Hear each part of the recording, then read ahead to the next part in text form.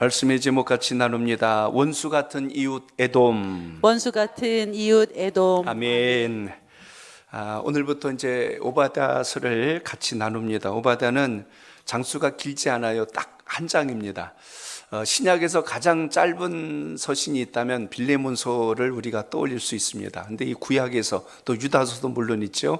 그런데 구약에서 가장 짧은 말씀이 있다 그러면 오바다입니다.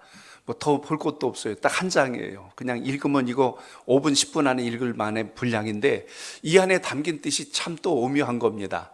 오늘 지금 어디를 또 심판하시는 이야기냐면 이스라엘의 형제 바로 이웃하고 있는 이 에돔에 대한 심판과 멸망에 대한 이야기가 오늘 말씀 속에 담겨 있습니다. 지난 시간까지 우리가 아모스서를 나눴어요. 아모스는 남유다 선지자인데도 북이스라엘의 심판과 멸망에 대해서 선포했다면 오늘 오바다 선지자는 오늘 에돔 족속의 멸망을 선포했던 내용을 가지고 오늘 이렇게 말씀을 증거합니다. 당시 이제 아수르에 대한 하나님의 심판을 위한 나훔서가 있는데 이것과 함께 또 이스라엘 민족이 아닌 이방인들을 주로 예언한 대상으로 이렇게 선지서들이 기록된 것이 오늘 특별히 이제 이 오바다서의 특징입니다. 대부분 선지자들은 자기 민족을 향하여 하나님의 뜻을 전하는 게 일반적인 상황들이었는데도 불구하고 오늘 오바다는 이웃하고 있는 이 에돔에 대한 이야기를 증거하고 있다는 것입니다. 바벨론의 이 남유다 정복과 함께 이 약탈에 동참했던 이 족속이 에돔 족속이에요. 참 어떻게 보면 얄미워요. 같은 동족이 피해를 입고 있을 때 차라리 돕기 싫으면 그냥 가만히라도 있어야 되는데 바벨론을 도와서 그 망하는 길을 돕는 거예요. 막 바벨론이 쳐들어오면 이쪽으로 가면 빨리 들어갈 수 있어요. 이쪽에 가면 숨어 있고요. 여기가 이쪽으로 가면 지름길이 있어요. 이런 식으로 마치 바벨론이 조금이라도 빨리 지금 이 남유다를 정복할 수 있도록 곁에서 도우면서 함께 이 못된 짓을 한 게 이 에돔입니다. 그러니까 이스라엘이 생각할 때 얼마나 얄밉겠어요.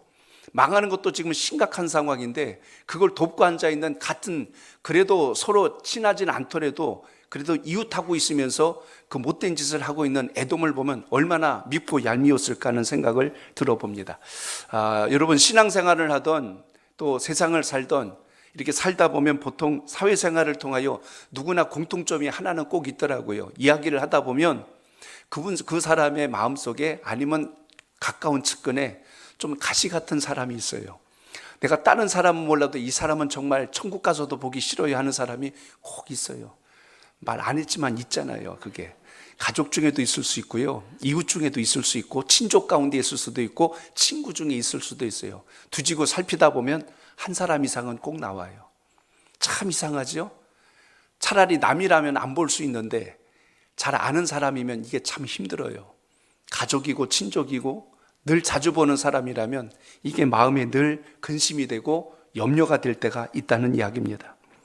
다른 사람 앞에서는 그렇지 않은데 그 사람만 생각하고 곁에 있다고 그러면 하던 일도 잘 안 되고 그냥 마음이 심란하고 불편해지는 이런 상황들이 온다는 것입니다. 아마 모르긴 몰라도 이 두 가지 생각이 들어올 것 같아요. 하나는요, 하나님 왜 하필이면 저런 인간을 만들어서 나를 힘들게 하십니까? 하고 이렇게 기도가 나올 수도 있고요. 또 하나의 기도는 그래요. 하나님 저 인간만 없으면 제가 이 세상을 편하게 살 수 있겠습니다 하는 그런 마음이 있는데 오늘 이스라엘에게는 누구냐면 에돔이에요. 지금 하나님 저 형제 나라가, 가까운 형제한 이웃 나라가 어찌하여 우리를 이렇게 힘들게 하고 어렵게 합니까? 고난당하는 것도 버거운데 그걸 옆에서 염장질하고 불질러버리는 저 족속을 어찌하면 좋겠습니까 하는 이런 상한 감정을 가진 게 지금 이스라엘 민족인데 오늘 오바다가 그 에돔에 대한 심판의 이야기를 오늘 이 짧은 1장 하나에 다 담고 있는 것을 보게 됩니다. 오늘 이스라엘 백성들에게 있어서 원수 같은 족속이라고 했는데 에돔 족속의 지금 이 가족 관계를 보면 에돔은 지금 에서의 후손들입니다. 에서가 누구죠? 야곱의 형이에요. 쌍둥이 형제 중에 형입니다. 근데 에서하고 야곱이 관계가 안 좋잖아요. 에서의 장자권을 야곱이 가져오는 바람에 에서와 사실 이 야곱과는 서로 어떤 면에서는 서로 원수 같은 존재인데 아니나 다를까 이 에서의 후손이었던 이 에돔 족속이 이스라엘에 대한 고운 감정이 마음속에 없습니다. 그래서 이스라엘이 잘 되면 배 아프고 망하면 그렇게 기쁜 거예요. 그래서 자꾸 괴롭히는 이야기가 성경 전체에 나옵니다. 사사건건 형제이면서도 불구하고 가까운 이웃임에도 불구하고 지금 이스라엘 백성들을 시기하고 잘 되면 막 배가 아파서 못 견뎌 하는 거예요. 이스라엘 백성들이 어려움을 당할 때 꼭 나타나가지고 어려움을 더 가중시켜서 힘들게 만드는 바로 그런 족속이었다는 것입니다. 그러니까 이스라엘 백성들이 생각할 땐 도무지 이해가 되지 않는 거예요. 아무리 밉더라도 그냥 각자 무관심하게 살면 되지 왜 굳이 괴롭히고 힘들게 하느냐 하는 이런 아픈 마음이 있다는 이야기입니다. 그래서 하나님을 향해서 하나님 왜 하필이면 저 에돔이 가장 가까운 곳에 이웃처럼 살고 있으면서 우리와 원수가 되었습니까? 이렇게 지금 이스라엘이 탄원하지요. 근데 사실 이스라엘은 지금 하나님께 책망을 받고 징계받고 있는 중이거든요. 우상을 숭배하고 불순종해서 하나님이 이스라엘도 고운 시선으로 보지를 않고 있습니다. 너희들이 그렇게 하여 내가 징계하리라 벌하리라. 그래서 이들이 은매기주고 하고 완전히 진이 빠져 있는데 그 옆에 와서 마치 약 올리는 것처럼 계속 함께 힘들게 하는 게 에돔 족속의 모습입니다. 그런데 여러분 성경을 잘 보세요. 창세기 12장 3절에 보시면 하나님께서 아브라함에게 축복하시는 말씀이 나옵니다.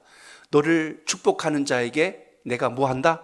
복을 내리고 너를 저주하는 자에게 저주한다는 말씀이 거기 나와요.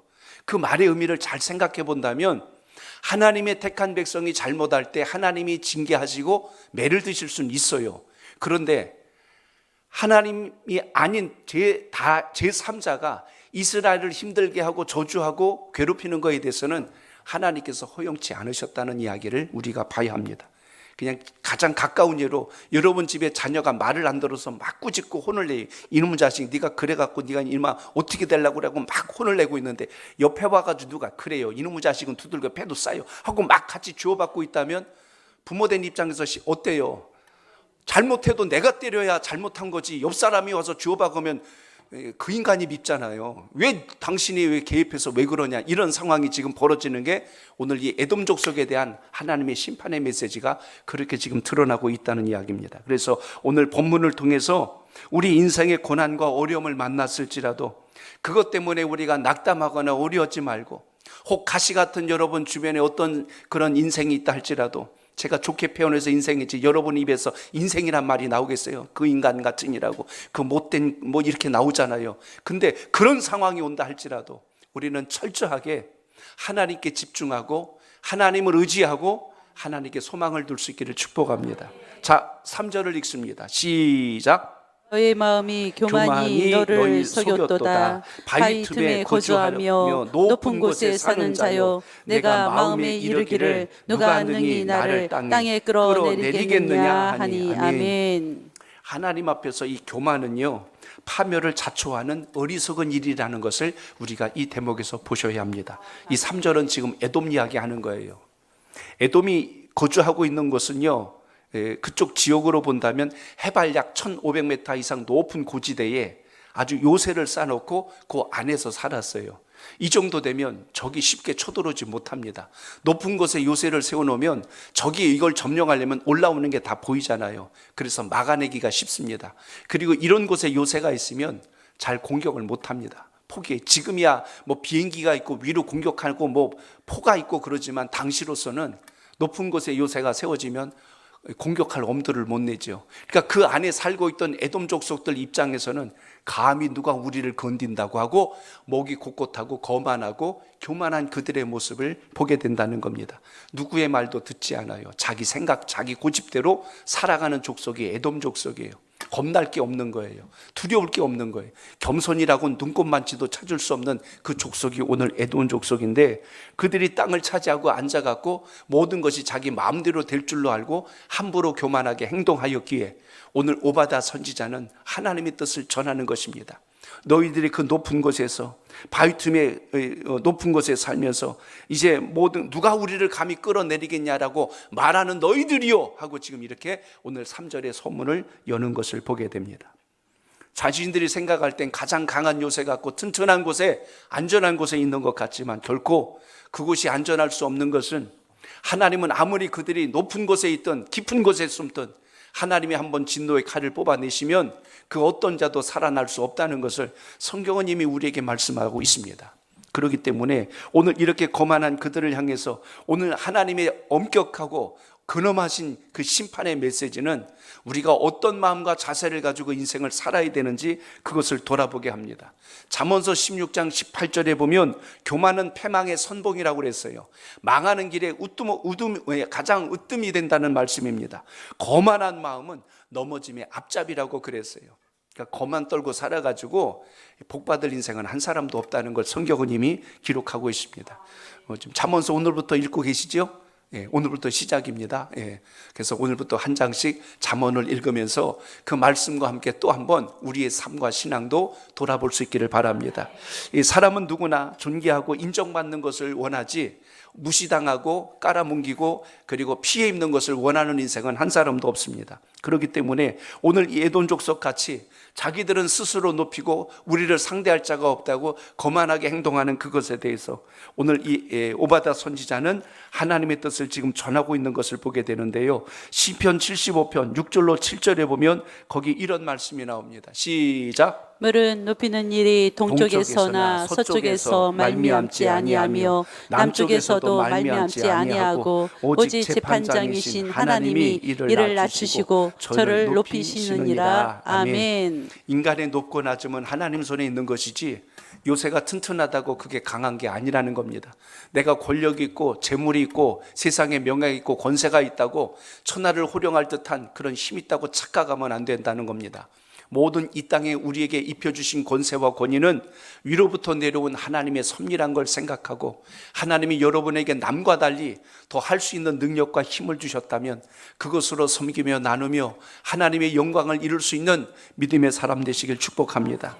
그러므로 더 겸손히 낮추는 자를 주님은 높여주셨고 더 신실하게 주님 앞에 순종한 자를 통하여 하나님의 큰 일도 감당할 수 있도록 인정해 주셨다는 것을 잊지 마시고 지금 에돔이 뭘 잘못하고 있어요? 자기들의 환경만 믿고 거만해져 버렸어요. 하나님의 말씀을 귀뚱으로도 듣지 않는 이들의 완악함에 대해서 지금 책망받고 있다는 겁니다. 심지어 이들의 생각을 지적한 게 4절에 나옵니다. 4절 읽습니다. 시작. 내가 독수리처럼 높이 오르며 별 사이에 깃들일지라도 내가 거기에서 너를 끌어내리리라. 여호와의 말씀이니라. 아멘. 하나님의 얼굴을 피하여 숨을 곳이 없다는 거예요. 여기 있으면 모르겠지, 저기 있으면 모르겠지. 짐승 중에 타조 같은 건요, 겁먹으면요 얼굴 땅에다 들이박아요. 나무 구멍에다 머리 집어넣으면 안전하다고 생각해요. 사람이 머리만 숨는다고 안전합니까? 온몸이 다 감춰져야 되는데 오늘 지금 이들이 어떤 모습에다 지금 빗대어놨냐면 독수리에다 빗대어놨어요. 독수리는 새끼를 많이 낳지를 않아요. 그러다 보니까 안전한 곳에 낳는 것을 습성으로 삼고 있습니다. 그래서 대부분 천적들이 올 수 없는 벼랑 끝에나 가장 높은 곳에다 새끼를 낳고 거기서 키우다 보니까 비교적 안전하다고 생각하면서 키울 수 있겠죠. 마치 오늘 여기 지금 에돔 족속을 그들의 교만을 무엇에다 빗댔냐면 독수리가 높은 곳에 올라서 그곳에 둥지를 틀고 있는 것과 같이 묘사해 주고 있습니다. 마치 더 크게 표현한 것이 별 사이에 깃들어서 거기 숨어 있는 것처럼 지금 이야기했어요. 하늘 끝에까지 올라가서 별 사이에 숨어 있다고 안전할 것 같느냐? 하나님께서 역사하시면 너희들이 어느 높은 곳에 있을지라도 끌어내실 수 있는 분이 여호와 하나님이시다. 오늘 지금 이렇게 말씀한 겁니다. 그러니까 인생의 얄팍한 지식과 계산을 가지고 하나님의 뜻을 어그러뜨리거나 자기 생각을 가지고 모든 게 될 것처럼 가는 것처럼 미련하고 어리석은 인생이 없다는 겁니다. 사람은 그래서 높이 가면은 모를 줄 알아요. 깊이 숨어버리면 모를 줄 알아요. 그러나 하나님은 높건 깊건 간에 반드시 찾아내시고 아시는 것이 주님이십니다. 요나서를 보셨잖아요. 요나가 니느웨로 안 가려고 저 스페인 다시스로 가는 배를 타려고 요바항에 내려가서 배 밑바닥까지 내려가서 잠들었는데 하나님께서 어떻게 하세요? 풍랑을 일게 하셔서 결국 요나가 배 위로 올라오게 하시고 요나가 결국 물에 떨어지는 일까지 모든 걸 진행하시죠. 요나는 나 이제 죽었구나 라고 생각했는데 하나님은 큰 물고기를 준비하시고 그 뱃속에서 요나가 3일 동안 죽지 않고 살아있게 되지요. 그때 요나가 깨닫습니다. 내가 깊은 곳에 숨을지라도 하나님은 내가 있는 것을 아시고 나의 허물과 죄를 아무리 내가 감추고 변명하려고 해도 하나님은 아시는구나. 그 뱃속에서 회개기도 했어요. 그래서 하나님께서 요나를 죽이지 않으시고 그를 다시 무트로 나오게 하신 후에 사명을 감당하게 하신 것을 보게 됩니다. 그래서 하나님을 피할 자는 이 땅에 한 사람도 없다. 왜냐하면 우리는 하나님의 손에 의해서 지음받은 피조물이기 때문에 하나님 뜻대로 살 때가 가장 복 있다는 사실을 잊지 않기를 바랍니다. 우리 옛날에 이 집에 보면 수납장이 하나 있는데 안방 아랫목 위에 보면 위에 뭐라고 그래요? 그 이름 기억하세요? 벽장. 벽장이 꼭 있어요. 저희도 큰 댁에 가면 거실이 아니죠. 마루 가운데 위에 벽장이 하나 있고 안방 거기 보면은 벽장이 하나 있는데 어렸을 때 정말 거기가 얼마나 궁금했는지 몰라요. 왜 궁금했냐면 중요한 건 거기다 다 넣어놓더라고. 특히 맛있는 거. 제사 때나 명절 때 끝나면 거기다가 왜 산자라든지 약과라든지 밤 과일 같은 거, 꿀단지 같은 걸 거기다 다 올려놨는데 가만히 나중에 생각해 보니까 손주들 손 못 닿게 하려고 그런 것 같아. 거긴 손이 안 닿아요. 아무리 할래도. 그래서 이제 잠깐 마실 나가거나 그러면 몰래 뭐 이렇게 선반 갖다 놓고 올라가서 이렇게 열어봤는데 진짜 있더라니까 거기에. 그래서 그거 몰래 꺼내먹고 안 먹은 척했죠. 건져 먹고. 근데 마치 그런 거랑 똑같은 상황입니다. 높이 올려다 놓으면 모를 줄 알아요. 높이 숨겨놓으면 모를 줄 아는데 하여튼 그 뭐 어떻게든 냄새 맡아서 다 갖다 먹지고 못 먹겠어요. 그런데 오늘 인생이 이렇게 어리석다는 거예요. 여기 있으면 하나님도 모르시겠지. 여기 있으면 하나님도 내 생각을 모르시겠지. 그런데 하나님은 우리 마음속에 영혼 속 깊은 곳에 숨은 것을 다 아시기 때문에 결코 하나님 앞에서 잔머리 굴려봤자 득될 일이 하나도 없는데 오늘 에돔의 지금 어리석음과 교만함에 대한 책망이라는 것을 보게 됩니다. 시편 기자를 보면 하나님이 얼마나 높으신 분인지, 얼마나 모든 것에 편만하고 충만한 분이신지 잘 묘사한 것이 시편에 나옵니다. 거기 보면 우리가 하나님을 피하기 위하여 하늘에 올라갈지라도 하나님은 거기 계시며 하나님을 피하기 위하여 음부의 땅끝 깊숙한 곳에 내려갈지라도 거기 계신다라고 말씀하는 걸 보게 됩니다. 내가 새벽 날개를 쳐서 꼭두 새벽에 해 뜨기 전부터 날개짓을 하며 저 먼 바다끝까지 날아갈지라도 거기에도 하나님이 계셨고, 그래서 칠흑 같은 어둠 속에서 대낮에도 하나님을 피할 곳은 한 군데도 없구나 하고 이렇게 고백하는 시편 기자의 고백을 봅니다. 마찬가지로 오늘 그래서 이걸 뒤집어 놓고 보면 얼마나 감사해요. 내가 어떤 곳에 있든지 누가 알고 계세요? 하나님이 아신다는 것. 내가 절망 중에 있고 슬픔 중에 있고 낙심 중에 있을지라도 하나님은 모르시는 것이 아니라 그걸 아시고 우리가 다시 일어나기를 격려하고 위로하고 소망 주시는 분이 주님이란 걸 끝까지 붙들 수 있길 바랍니다. 신학적으로 보면 하나님을 세 가지로 표현해요. 그 중에 하나가 전지라고 합니다. 그래서 이거를 영어 성경에 보면 omniscience라고 그래요. 모든 것을 아시는, 모든 것을 알고 계시는 하나님. 또 하나는 전능이라고 합니다. 그래서 이것이 omnipotence라고 합니다. 모든 것에 능력을 가지신 하나님.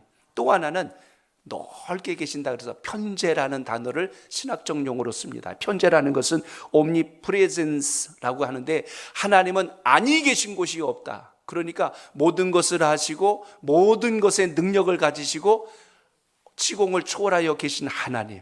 그러니까 하나님을 피할 곳은 이 땅에 한 군데도 없다는 뜻을 이렇게 표현한 것을 보게 됩니다. 거기 단어 중에 옴니라는 단어는요, 올이라는 단어와 동일하게 쓰여집니다. 모든 것. 그러니까 하나님이 안 계신 곳이 없는 바로 이런 역사를 우리가 보게 됩니다. 그렇기 때문에 오늘 에돔 족속이 교만하여서 우리가 이 요새 안에 있으면 누구도 우리를 막아낼 수 없다라고 큰 소리 치지만 하나님은 그들의 그 소리를 무색하게 만들 만큼 에돔이란 족속은 역사 속에서 이미 사라진 지 오래예요. 그러므로 인생의 교만함을 들었다고 해서 그 인생이 잘 될 리가 없지요. 오늘 다시 한 번 더 주의 말씀을 생각하면서 우리가 오로지 주님의 뜻에 온전히 잘 붙들림 받고 주님께 소망을 두어서 승리하는 기도가 있기를 바랍니다. 하나를 더 같이 봅니다. 5절을 읽습니다. 시작. 혹시 도둑이 내게 이르렀으며 강도가 밤중에 내게 이르렀을지라도 만족할 만큼 훔치면 그치지 아니하였겠느냐. 혹시 포도를 따는 자가 내게 이르렀을지라도 그것을 얼마쯤 남기지 아니하였겠느냐. 내가 어찌 그리 망하였는고. 아멘. 따라합니다. 하나님을 더욱 의지해야 합니다. 더욱 의지해야 합니다. 오늘 지금 에돔의 망함을 빗대어서 이야기한 거예요. 도둑이 쳐들어왔고 강도가 밤중에 집을 찾아왔어요. 만족할 만큼 훔치면은 뭐 더 그만 훔쳐도 되겠다 하고 가버렸을 텐데, 오늘 지금 이 이야기는 또 한 가지를 이야기하죠. 포도를 따는 자가 포도를 막 따다가 이쯤이면 됐다 하고 남기고 갔을 터인데, 에돔이요 너희들은 어찌 된 일이냐. 강도와 도둑이 찾아왔는데 남긴 게 아니라 아주 그냥 바닥을 훑듯이 싹 가져갔구나. 포도원에서 포도를 거두는 자가 포도를 거두다가 이쯤이면 됐다고 갈 줄 알았는데, 에돔아 너희들은 어찌 된 일이냐. 그 포도원에서 포도를 거두는 포도원지기가 한 톨도 안 남기고 싹 걷어갔으니 그게 너희들의 모습이로구나. 지금 이렇게 빗대어서 말씀한 것을 보게 됩니다. 왜 이렇게 심판에 대한 엄중함을 이야기했을까요?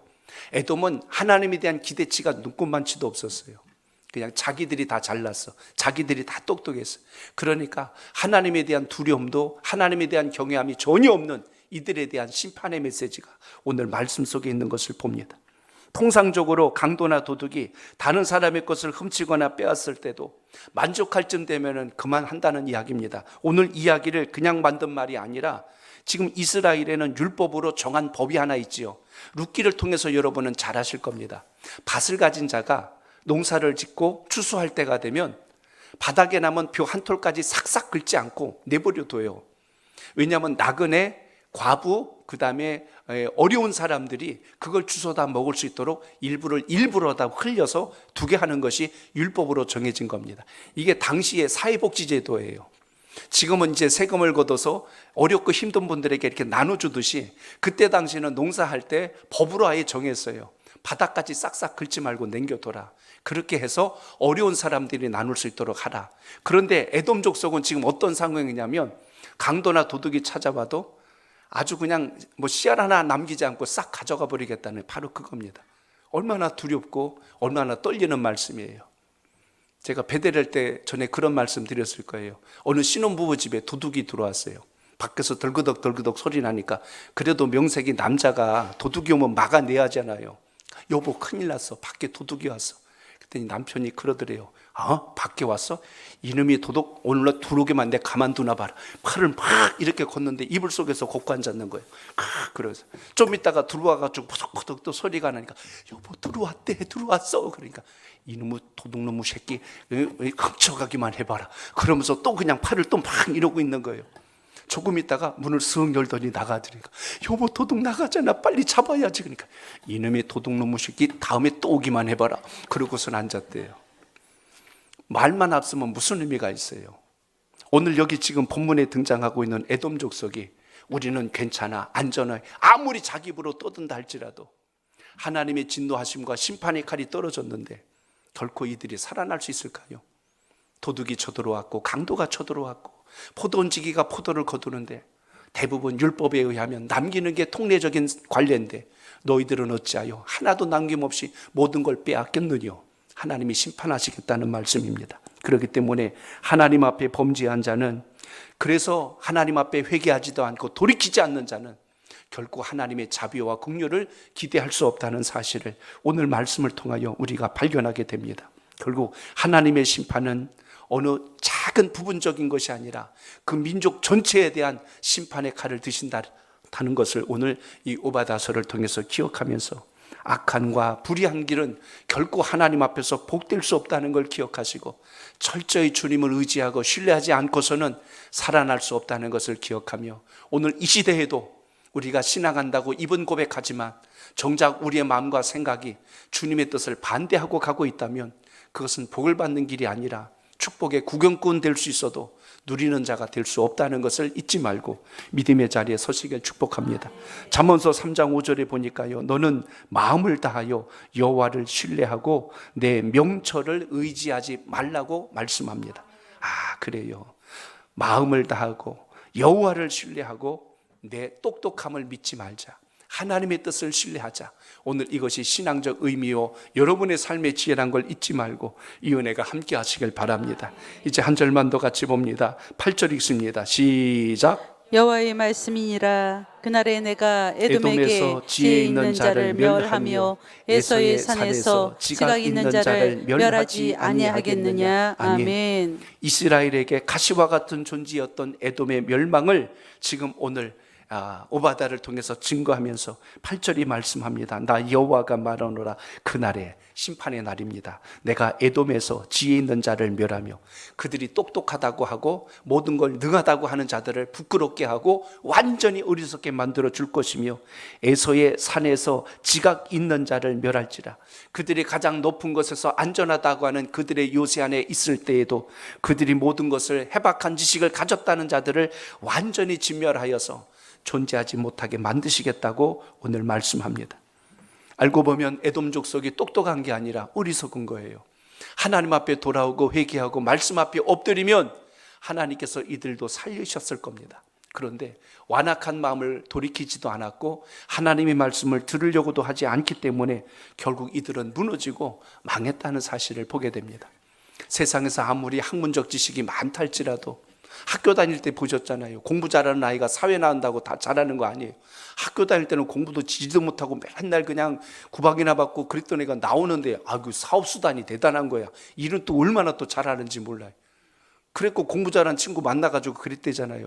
야, 너 어떻게 이렇게 사업을 잘하냐? 그러니까 또 우리 회사 들어와서 일할래? 이렇게 해가지고서 그래갖고 일한대잖아요. 그러니까 여러분 학교 다닐 때 똑똑한 게 문제가 아니고 우리가 주님 말씀대로 평생 그 믿음 잃지 말고 사는 것이 옳다는 것을 우리의 삶 속에서도 기억할 수 있기를 축복합니다. 그러므로 하나님의 은혜는요, 우리의 육신이 되었건 영혼이었건 하나님을 사모하고 열심을 가질 때 그 속에서 역사한다는 걸 생각한다면 다른 데 소망 둘 필요 없어요. 주님께 소망을 두고 뜻을 둔 자가 산다는 것을 오늘도 기억하시길 바랍니다. 미국의 존 홉킨스 대학, 아주 유명한 의과대학입니다. 거기에 리토 교수가 실험한 그 한 자료를 읽은 적이 있습니다. 긴 플라스크 이 유리관에다가 이 쥐로 실험을 했어요. 물을 담가 놓고 쥐를 넣었는데 얼마나 오래 버티느냐 실험을 했어요. 어떤 쥐는 60시간 이상을 버티기도 했는데 어떤 쥐는요 15분도 못 견디고 그냥 죽는 쥐가 있었답니다. 왜 그런가를 자꾸 분석을 했어요. 그런데 나중에 알게 됐습니다. 살 희망이 있다고 생각을 가졌던 쥐들은요 끝까지 거기서 버텨내더래요. 그러니까 막 꼬닥꼬닥 넘어가려고 하는 걸 건져서 놨다가 다시 집어넣어주고 넣었다가 다시 집어넣어주고 그러니까 그러한 경험을 했던 쥐들은 죽지 않는다는 어떤 희망을 머릿속에 뇌에서 각인이 돼가지고 어떤 위기가 오거나 어려움이 왔다고 해서 쉽게 포기하지 않아요. 근데 이런 경험치가 없는 쥐들은요 그냥 빠지면 못 버티고 그냥 바로 그냥 꼴까닥 하고 그냥 죽어버리는 거예요. 그래서 발견한 게 그 논문의 주제는 그거 희망이었어요. 희망.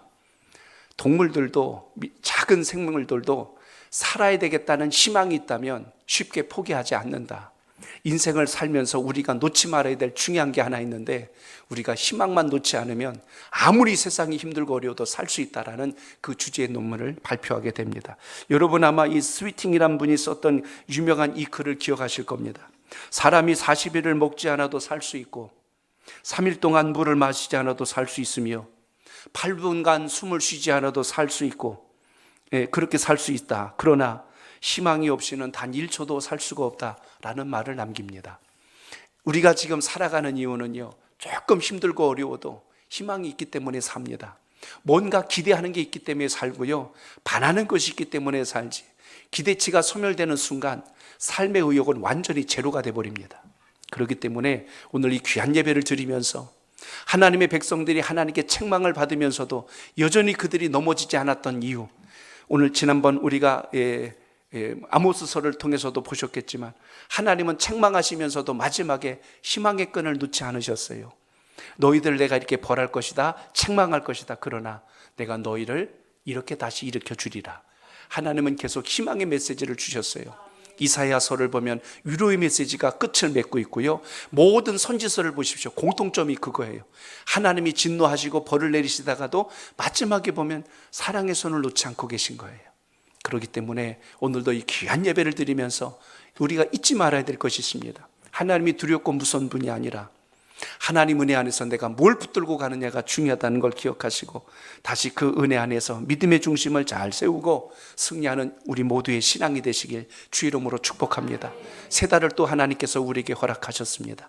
올 한 달도 주님 주신 소망과 꿈을 가지시고 아무리 삶의 환경이 어렵고 힘들지라도 그것 바라보는 것이 아니라 우리를 이끄시는 주님을 바라보면서 승리하는 신앙이 되시기를 주의 이름으로 축복합니다. 우리 오늘 말씀을 생각하며 기도할 때 주여 교만한 인생이 되지 않게 하시고 하나님의 얼굴을 피하는 자가 되지 않게 하시고 하나님을 더욱 의지하는 자가 되게 하옵소서 기도드립니다. 하나님 아버지 은혜 감사드립니다. 선지서를 통하여 다시 한 번 더 하나님의 깊은 사랑을 깨닫습니다.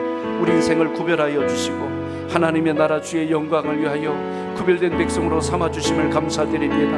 우리 마음속에 주를 향한 소망과 꿈이 꺾이지 않게 하시고 무너지지 않게 하여 주시고 명철과 지혜를 주심으로 이기는 자가 되게 하심으로 하나님의 나라 가운데 합당한 자로 승리할 수 있도록 우리 주님께서 이 시간도 말씀하여 주시고 우리 영혼을 새롭게 하여 주시며 신실한 주의 일꾼 되게 하여 주시고 감사와 감동이 넘치게 하시며 은혜와 소망으로 다시 일어나게 하여 주시옵고 주의 뜻을 따라 더욱더 주님을 붙들고 의지하여 믿음의 산 소망을 주님께 돌 수 있도록 아버지 하나님께서 이 시간도 역사하여 주시옵소서 인도하여 주시옵소서 아멘.